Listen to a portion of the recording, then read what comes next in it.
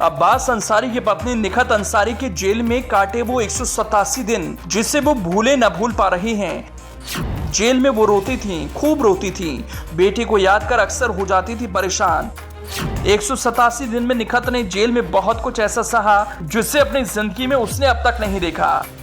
मुख्तार अंसारी के बहू और विधायक अब्बास की पत्नी निखत बानो 187 दिन बाद चित्रकूट जेल से रिहा हो गईं। 17 अगस्त की रात उसको जेल से बाहर निकाला गया। निखत जेल से बाहर आई तो अपने 1 साल के बेटे को सीने से लगा लिया, गोद में लेकर उससे चिपक कर रोती रहीं, बार बार उसके चेहरे को चूमती और फिर सीने से लगा लेती।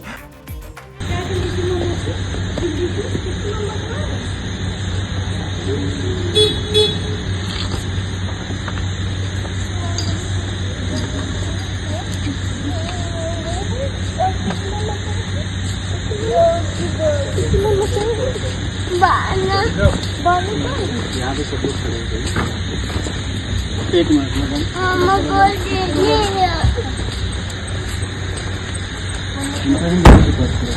वही ले लीजिए, जल्दी से ले लीजिए।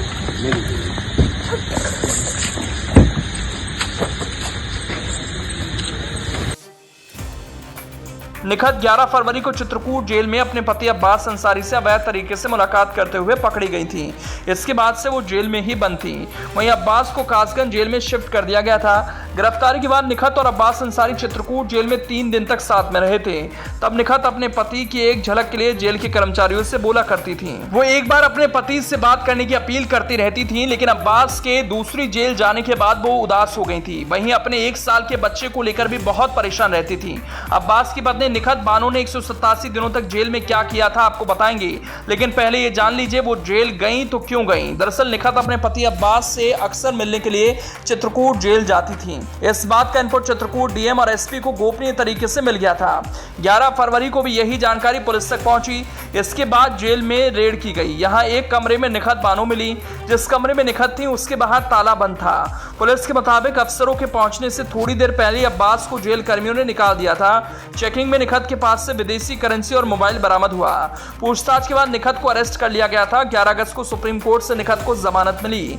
जमानत देते हुए कोर्ट ने कहा था निखत बानो का 1 साल का बच्चा है, उनको मानवीय आधार पर जमानत दी जा रही है। ये तो हुई अब्बास अंसारी की पत्नी निखत बानो जेल तक कैसे पहुंची। अब जानिए निखत के जेल में काटे उन 187 दिनों के बारे में। निखत जब जेल में आई थी तब वो बहुत परेशान थी। वो किसी से सही से बात नहीं करती थी। जेल आने के कम से कम 4 दिन तक वो सही से सो नहीं पाई। वो रात में कभी गद्दा मांगती तो कभी कंबल। खाने के नाम पर बस पार्ले जी बिस्किट और चाय लेती थी। कभी कभी चाय भी पूरी नहीं पीती थी। हमेशा बिस्किट खत्म होने के बाद चाय छोड़ देती थी। बस एक रोटी किसी तरह खाकर पूरा दिन काट देती थी। जिस दिन अब्बास को चित्रकूट जेल से शिफ्ट किया गया उस दिन निखत उससे मिलना चाहती थी, लेकिन ऐसा हो नहीं सका। रिमांड के समय जब वो जेल से बाहर जाती थी तो पूरा दिन कुछ नहीं खाती थी, बस रोया करती थी। कहती थी मैं बस अपने पति से मिलने आती थी, जो गुनाह नहीं, मुझे गलत पकड़ा गया है, मैं निर्दोष हूँ। इसके अलावा वो कुछ ज्यादा नहीं बोलती थी। जेल में सभी कैदी मोटे चादर पर सो जाते थे, लेकिन निखत मोटे गद्दे की डिमांड करती थी, जो उसे नहीं दिया जाता था। बहुत बोलने पर उसे 2 चादर बिछाने के लिए और 1 कंबल ओढ़ने के लिए दिया गया था। सुबह वो नाश्ते के लिए भी नहीं जाती थी, बस चाय बिस्किट ही खा लिया करती थी। उससे जेल की अन्य महिलाएं बात करने की कोशिश करती थी, लेकिन वो खामोश ही रहती थी। दरअसल वो जिस फैमिली से आती है उसके लेवल का कोई भी जेल में नहीं था। इस वजह से वो किसी से बात नहीं करती थी। शुरुआती दिनों में तो वो अपने अम्मी अब्बू और बेटे को याद कर भावुक हो जाती थी। कुछ पूछा जाता तो गुस्से में ही जवाब देती। काफी समय तक ऐसा चलता रहा, लेकिन फिर धीरे धीरे उसके बर्ताव में थोड़ा बदलाव आया।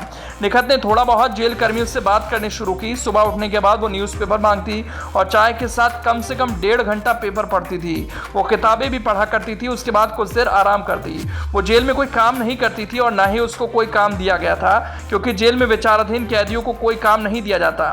लेकिन वो काम कर रही महिलाओं के पास जाकर जरूर बैठती थी। कभी कभी वो महिलाओं से सिलाई कढ़ाई का काम भी सीखती थी। उनसे अपने बेटे के बारे में बात करती थी। कहा जाता है कि उन दिनों निखत की यादों में सिर्फ उसके बेटे की तस्वीर दिखती थी। निखत महिलाओं को बताती बताती थी कि उसका बेटे के बिना मन नहीं लगता। वो अपने बेटे को बहुत याद करती थी, उसके एक झलक के लिए परेशान रहती थी। एक बार बेटे को गले लगाना चाहती है। निखत की बातें सुनकर जेल में महिला कैदी उसको संभालती, उससे कहती आप अपने बेटे को यहाँ रख सकती हैं, जिस पर निखत उनको साफ मना कर देती। वो कहती मेरा बेटा यहाँ नहीं रह पाएगा और न ही मैं चाहती हूँ कि मेरा बेटा जेल का मुंह भी देखे। यहाँ पर उसकी परवरिश बहुत खराब होगी, फिर उसके खाने पीने और खेलने का सामान मैं कहाँ से लाऊंगी? वो यहाँ कहाँ पर सोएगा? मेरा बेटा यहाँ कभी नहीं रह पाएगा। वो भी परेशान होगा और मुझे भी परेशान करेगा। निखत सभी कैदियों की तरह लाइन में लगकर जेल में लगे पीसीओ से अपने भाई और भाभी से बात करती। वो अपनी भाभी से बेटी की आवाज सुनाने के लिए बोलती थी। बेटी की आवाज सुनकर फोन पर हमेशा रोया ही करती थी। घर में सबकी खैरियत पूछती, अम्मी अब्बू के बारे में पूछती। बात करने का समय जब खत्म होने वाला होता तो 5 मिनट और मांगा करती थी। जब ईद पड़ी तो वो अपने परिवार को याद कर खूब रोई। बताया कि जिस दिन निखत ने अखबार से खबर पड़ी कि उसकी जमानत याचिका को सुप्रीम कोर्ट ने स्वीकार कर लिया, उस दिन वो पहली बार जेल में हंसी थी। वो बहुत खुश थी। सभी लोगों को हंस कर ये खबर सुनाने लगी। बोली अब मैं अपने बेटे से मिल पाऊंगी, मैं अपने परिवार के पास जाऊंगी, उनके साथ फिर से रह पाऊंगी। तो ये थी मुख्तार अंसारी की बहू और अब्बास अंसारी की पत्नी निखत अंसारी के 187 दिन का दिनचर्या। आपको ये रिपोर्ट कैसे लगी? अपनी राय जरूर दें। यहाँ पे सब लोग खड़े हैं। एक मिनट